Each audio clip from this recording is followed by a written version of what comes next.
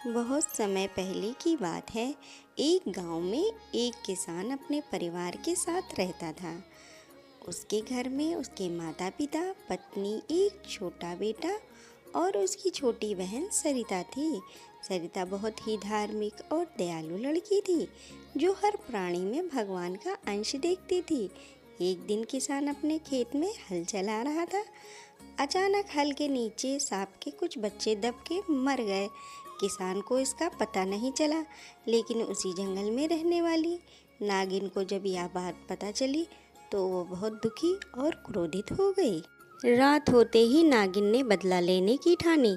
उसने किसान के घर आकर सबसे पहले उसके माता पिता को डस लिया और फिर पत्नी और बेटे को भी। जब वह किसान को डसने जा रही थी, तब सरिता की नींद खुल गई। सरिता ने नागिन को देखा और हाथ जोड़कर बोली, हे माता, यदि मेरे भैया से कोई गलती हुई है तो कृपा कर उन्हें क्षमा करें। वह अनजाने में दोषी हो गया। जानबूझकर उसने आपके बच्चों को नहीं मारा।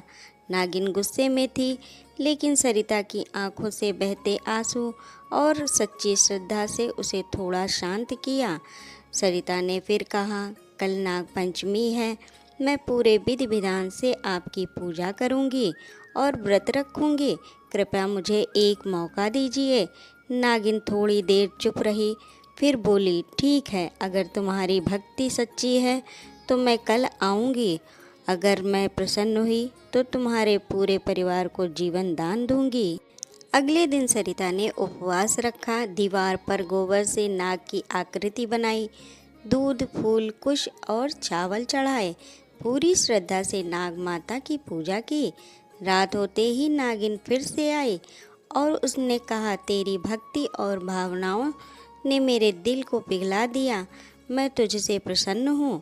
इतना कहकर नागिन ने अपने फन से सबको स्पर्श किया और चमत्कार हुआ। किसान, उसकी पत्नी, बेटा और माता पिता सब जीवित हो गए।